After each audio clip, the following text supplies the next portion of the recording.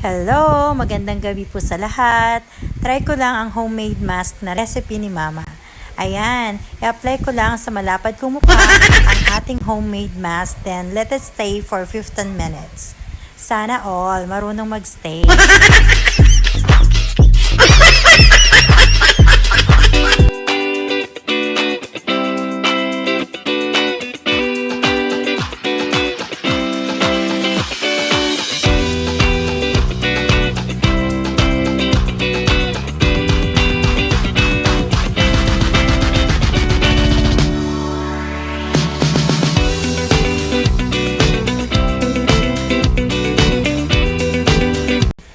After 15 minutes, banlawan natin ang maligamgam na tubig and dry your face.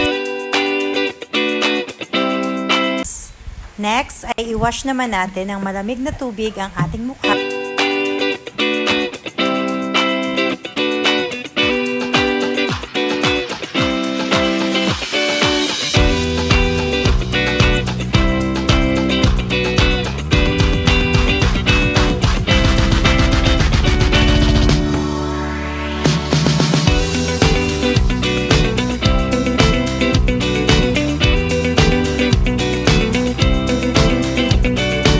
Then punasan natin para matuyo ito. Gumamit na nga lang ako ng tissue sa mukha ko.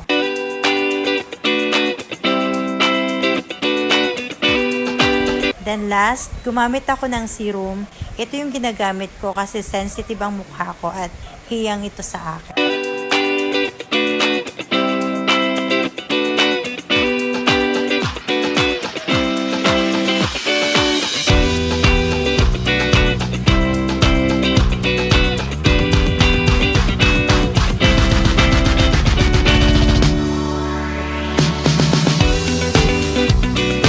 So, tingnan natin kung gaano ka-effective ang ating homemade mask.